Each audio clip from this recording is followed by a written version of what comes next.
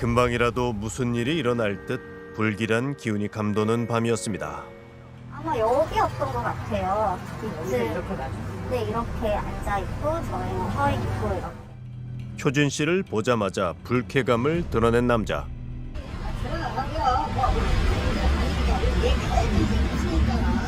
안 들어가. 저 앞에서 말씀을 하세요. 아니 얼른 가. 나 못 가니까. 약속을 해. 엄마한테 아무 저기 안 한다. 걱정 말고. 엄마랑 둘이서만 할 얘기가 있다며 자리를 비켜달라 화를 내던 그는 화나게 좀 말라니까. 자극 주지 마. 경찰서 가서 얘기하세요. 너 정말 자극 주지 말라고 그랬잖아. 하지마. 너 진짜. 자신의 차에서 준비해온 뭔가를 꺼내왔습니다. 엄마한테 뿌리고 저한테 뿌리고 이제 남은 거 휘발유통을 다시 주워서 자기한테 뿌리고 저는 이제 너무 놀래서 계속 신고를 하려고 핸드폰을 만졌는데 이게 너무 미끄러운 거예요. 휘발유였습니다. 그러면서 엄마는 앞으로 이쪽으로 이제 치고 나가셨죠. 이렇게 횡단보도 있는 쪽으로. 그 순간 눈앞에 믿을 수 없는 광경이 펼쳐졌습니다. 효진 씨의 어머니가 도로 한복판에서 불길에 휩싸인 겁니다. 오늘 새벽 60대 남편이 부인에게 인화물질을 뿌린 뒤 불을 붙이고 본인 몸에도 불을 지르는 엽기적인 사건이 벌어졌습니다. 범인은 효진 씨의 의붓 아버지 강 씨였습니다. 아내의 몸에 불을 질러 살해한 그는 현재 최종 선고를 앞두고 있습니다. 재판장에서 변론을 하는 것 자체가 피해자를 너무 사랑했다. 근데 말없이 가출한 거에 배신감이 들었고 그래서 그 말을 너무 하루종일 기억이 나는 건데요. 너무나도 아내를 사랑해서 죽였다니 이게 다 무슨 소릴까? 오랜 비밀이 터져 나온 건 사건이 일어나기 47일 전 난데없이 걸려온 전화를 통해서였습니다. 기차 안에서 이제 연락을 하신 거죠. 이제 집에 너네 집 올라갈 거다. 너무 심장이 터질 것 같다. 두근거린다. 전화 계속 켜놓으면 위치 추적 당할 것 같으니까 알아서 올라갈 테니까 걱정 말고. 이렇게 엄마 핸드폰은 계속 쭉 꺼놓은 상태였어요. 재혼한 지 6년 만에 도망치듯 집을 나온 효진 씨 어머니. 이제 제자리로 돌아온 것 같다고. 긴 여행을 마치고 돌아온 것 같다고. 그렇게 말씀하시면서 주무셨었어요. 딸의 집에 머무는 동안 그녀는 신경정신과 진료를 받았습니다. 이게 진단서. 그녀를 불면증과 우울증에 시달리게 한 이유가 적혀 있었습니다. 얼굴만 봐도 가슴이 오그라들고 목소리만 들어도 심장이 벌렁거리게 한다는 상대는 남편 강 씨였습니다.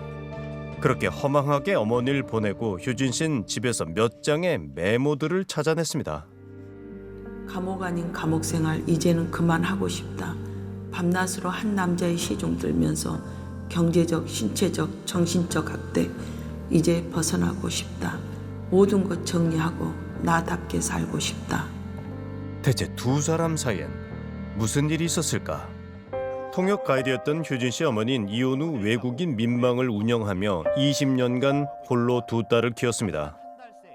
그동안 한눈 한 번 팔지 않았던 엄마의 갑작스런 재혼 발표가 당혹스러웠지만 강 씨의 한마디에 두 딸도 마음을 열었다고 합니다. 그 사람이 저한테 그러던 거예요. 제 손을 잡으면서 엄마 뺏겼다고 생각하지 말고 그냥 아빠 생겼다고 생각을 하라고. 근데 그 얘기를 딱 듣는 순간 너무 좋은 거예요. 저렇게 말해주는 사람이면 우리 엄마 행복하게 살게 해주자. 6년 전 그렇게 서울 생활을 정리하고 강 씨를 따라 지방으로 내려간 효진 씨의 어머니는 여기서 강 씨 소유의 모텔을 운영하며 지내왔습니다. 엄마가 떠난 뒤 이 모텔은 강 씨의 친딸 내외가 운영하고 있습니다. 저희도 할 말은 많지만 지금 저희 아버지 재판 중이시니까 지금 아버지가 지금 죄가 너무 크기 때문에 네. 아무 말 안 하고 있는 거거든요. 그 장모님 가까이서 보셨잖아요. 저기 할 말이 없어요. 제가 이게 지금은 못 드리고 애기 엄마 말하듯이 나중에 말씀드릴게요. 다. 왜 그러냐면 증거들 다 있으니까 그대로 말씀드릴게요. 사건 직후 그들은 효진 씨 자매에게 이런 얘기를 했습니다. 우리가 지금 더 억울해. 우리가 지금 장모님도 오죽하면 나갔고 장인어른 오죽하면 이런 일이 있었고 이게 너무 장인어른 나쁘게 말하면 안 된다 이거죠. 잘못은 장인어른이 했지만 그 가정이 있을 거 아니에요. 그 가정이. 근데 아니 솔직히 말해서 가만히 있는데 막 칼로 막 수상 그건 아니잖아. 효진 씨 어머니가 몰래 집을 나갔기 때문에 그런 일이 일어났다는 겁니다. 엄마 성혜 씨는 6년 전 투자 사업 설명회에 다니는 지인의 소개로 강 씨를 만났습니다. 옛날에 어디 사람들이 무슨 투자할 때 있다 그러고 막 그런데 이제 쫓아다니고 그랬었는데 거기서 만났어 그랬더니 뭐 그 사람 중에 뭐 돈이 많고 뭐 땅이 얼마가 있고 모텔을 2군데나 가지고 있고 뭐 돈 가치로 하면 뭐 한 거의 한 200억 정도 되는데 자기는 10년 동안 뭐 결혼 재혼 같은 거 전혀 생각도 안 해봤고 뭐 여자 만나는 적도 없고 그렇다고 그러더라고. 10년 전 부인과 사별한 후 새 아이를 홀로 키우는 200억대 자산가. 재혼할 당시 성혜 씨가 알던 강 씨는 그런 사람이었습니다. 아내의 2딸도 친딸처럼 챙기겠다며 강 씨는 그녀의 큰딸 내외에게 솔깃한 제안도 했다고 합니다. 너희가 젊으니까는 모텔 한번 해봐라. 보증금 1억만 가져오면 모텔 한 채를 운영할 기회를 준다고 한 겁니다. 하지만 보증금 다 들어가고 한 달에 400만 원 들어가고 이것저것 다 빼고 나니까 무조건 다 마이너스죠. 살던 집의 전세 보증금을 빼 뛰어든 모텔 사업은 이들 내외의 삶을 무너뜨린 수렁이었다고 합니다. 엄마가 처한 상황도 다르지 않았습니다. 엄마 이제 노후에 나올 그런 연금보험을 하나 들어놓으신 것도 다 해약을 해서 썼고 집 판 거는 4억 5천 아무튼 5억 가까이 되는 돈을 다 쓰신 것 같아요. 네. 죽기 전 엄마는 평생 모은 5억 원을 다 잃고 결국 6억 원의 빚을 떠안았습니다. 생활비도 카드로 썼고 모텔은 이제 대출금이 많이 껴있었고 온전한 게 없는 거예요. 대출이 총 해서 20억이 넘어요. 계속 미수금 막 남아있어요. 다 못 주고. 그럼 그걸 이제 엄마 독촉장을 계속 받고. 행복하게 해주겠다고 해놓고 그는 대체 엄마에게 무슨 짓을 한 걸까? 몰라요. 괜히 나쁜 말 하게 됐잖아. 누가 얘기는 안 할 거예요. 얘기 안 해주시고. 얘기는 왜냐면 같은 집안들이기 때문에 얘기를 안 해요. 강 씨 일가가 모여 사는 집성촌인 이 마을에서 그에 대한 얘기를 듣는 건 쉽지 않았습니다. 그런데 자기가 200억의 자산가고 거짓말이지. 나 200억 자산가는 그런 소리 들어본 적도 없어. 나는 엄마가 돈이 있어가지고 엄마한테 접근한 줄. 한 이웃 주민이 조심스럽게 털어놓는 얘기는 충격적입니다. 그분에 대해서 이제 들은 소문들이 있으니까 소문이요. 재혼을 해가지고 여자를 그 이용을 하고 활용이 아니고 이용하고 버린다 그런 소문. 그가 재혼을 빌미로 여성들에게 접근해 금전적 갈취를 한 일이 처음이 아니었다는 겁니다. 그 여기 엄마 만나기 전에도 여자분 하나 있었는데 그분도 돈 다 뺏기고 쫓겨났다 그렇게 들었어요. 성혜 씨도 뒤늦게 그녀의 존재를 알았던 것 같습니다. 부인하고 사별 후 혼자서 아이들 돌보면서 살았다고 하면서 먼저 간 부인에 대한 애틋함을 표현해서 여자를 많이 아끼는 사람인 줄 알았다.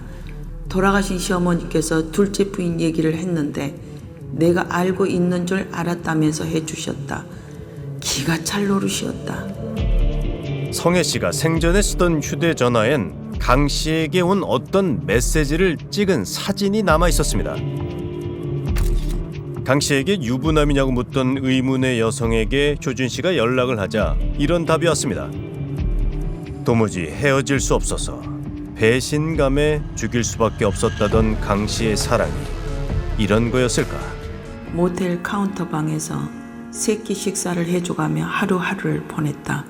외출하는 것을 너무 싫어해서 운전 못하는 나는 혼자서 아무것도 할 수 없는 상황이었고 남편은 나를 호적에 올려놨으니까 자기 소유물 정도로 생각하고 있는 듯하다. 하루 16시간 모텔 청소와 빨래를 하는 건 오로지 그녀의 몫이었습니다. 왼손이 꽈배기처럼 비틀어지더니 한참 동안 안 펴진다. 아, 이렇게 내 몸은 망가져 가는구나. 7시에 일어나 1시에 잠자리에 든다. 날씨가 너무 추워서 기관지가 손상을 입은 것 같다. 목에서 피가 한 움큼 쏟아졌다. 이 남자는 과연 나를 데려와 얼마나 종처럼 부려야 직성이 풀릴까? 그에게 성혜 씨는 어떤 존재였을까? 언니 내가 너무 힘들었거든요. 엄마 믿고 내려왔다라고 엄마는 생각을 하고 계시는데 저희들을 진작 내보내려고 했는데 못 보내게 된 게 저희가 전세보증금이 여기에 들어가 있기 때문에 우리가 어디 가려고 해도 갈 수가 없는 거예요. 결국 큰딸 내외가 이곳에서의 삶을 정리한 뒤에야 비로소 그녀도 빠져나온 겁니다. 나오고 나서 느낀 게 우리가 그때 볼모였구나. 어머님이 거기에 남게 하려고 하는 우리가 어떻게 보면 볼모 역할을 했구나가 된 거예요. 저희가 나오고 나니까 어머님도 이제 편하게 나올 수 있게 된 거예요. 하지만 가까스로 도망친 그녀의 삶은 얼마 지나지 않아 다시 그의 손에 무참히 짓밟히고 말았습니다. 이런 식으로 나를 같은 짓거리를 많이 한 말이야. 그러니까 뭔데 를 이렇게 만들고 살인자를 만들어. 이제 내가 보고 갈 일만 남았어. 너희 이제 이 세상이 끝이요. 강 씨의 협박은 살인 예고나 다름없었습니다. 그리고 참, 나 살인자 만들지 마 제발 좀. 네 딸 그거 아깝잖아. 이미 때문에 새끼들까지 피보게 하지 말라고 너. 그런 걸 처음 들어보고 그러니까는 저도 너무 놀랬고 근데 엄마는 이제 딸한테 그러니까는 보니까 마음이 너무 미치겠는 거죠. 두려운 마음에 직접 경찰서를 찾아가 3차례나 도움을 요청했지만 고소를 하실 거면 하셔도 되는데 이러한 사람은 정말 저렇게 실행에 옮길 것 같지 않다. 고소를 함으로써 더 큰 화를 불러일으킬 수도 있지 않겠느냐. 그분한테 접근 금지 그런 거를 내리거나 하면 어떻겠느냐. 그리고 엄마가 가출한 지 47일째 되던 날 그에게 다시 전화가 온 겁니다. 당신이라는 사람은 지금 죽은 운명이 씌워져 있기 때문에 그런 거 저런 거 생각을 안고 지금 나한테 막 대는 거요. 지금 당신은 그까이까 사람이 사람 노릇 못하고 인생 묻을 것 같으면 그까이까 죽는 게 낫지 뭐 그래. 그럼 내가 그거 저기 에다가니 앞에다가니 망치를 쎄려갖고 거기다가 휘발유 붓고 부어버려? 알 거야. 내가 못할 것 같아. 강 씨는 그녀에게 왜 이렇게까지 집착했을까? 근데 이 사람이 사랑했기 때문에 살해했다라는 건 그건 그냥 변명인 거고요. 그냥 화난 거예요. 어디 감히 나를 화내게 어떻게 이렇게 뒤통수를 쳐? 이건 이 사람 머릿속에서 가장 먼저 떠오르는 건 아마 불의였을 것 같아요. 가장 자기의 분노를 해소하기 딱 적합한 수단이라고 생각했을 것 같아요. 다 없애버리는 거잖아요. 한 번은 쫙. 행여 그가 내 딸의 집에 불이라도 지를까봐 두려움을 무릅쓰고 그를 만나러 나갔던 엄마 성혜 씨. 제가 한 발자국만 가면은 저도 불을 붙을 것 같은 거예요. 엄마는 앞으로 차고 도망 나가셨어요. 네. 그런 게 아닐까 싶기도 하고. 이글거리는 화염 속에서도 딸에게 불이 옮겨 붙진 않을까 가능한 더 멀리 뛰어가려 했던 엄마는 그렇게 다시 돌아오지 못할 길을 떠났습니다. 도와달라는 간절한 애원을 외면했던 경찰은 그제야 나타났습니다.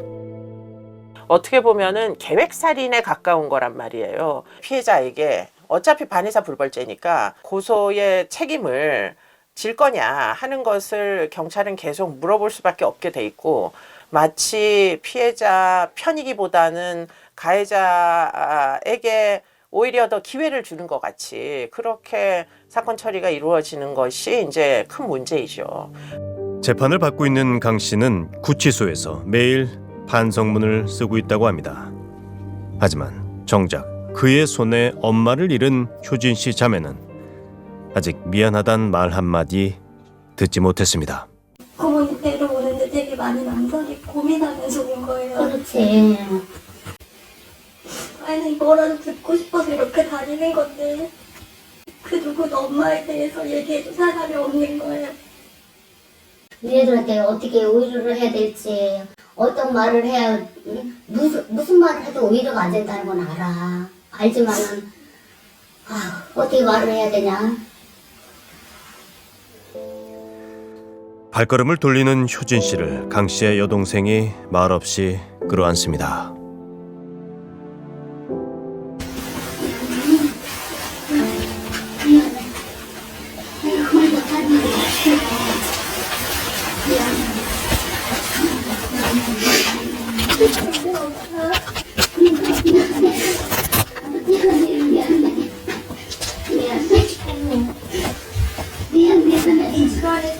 미안하다고 말해주자니 고모가 처음이야 지금. 알았네. 미안해.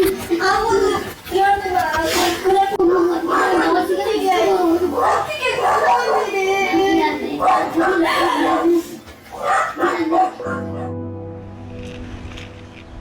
엄마가 떠난 지도 오늘로 190일이 됐습니다. 유품은 온통 딸들과의 추억이 깃든 물건들 뿐입니다. 아니, 저희 초등학교 때 받았던 건 엄마랑 다 이제 엄마하고의 알림장 역할을 하는 수업이다. 앞으로 장마철 학기말 시험 슬기롭게 대처할 수 있으리라 믿는다. 사랑하는 늘 봄처럼 따뜻했던 그녀. 딸들을 향한 성혜 씨의 사랑은 한없이 아름다웠습니다. 사랑은 누군가의 삶을 옥죄고 마침내 끊어버린 자가 그렇게 쉽게 입에 올릴 말이 아닙니다. 그 고귀한 말이 자신의 죄를 덮으려는 자의 비열한 변명이 되는 일은 결코 없어야 합니다.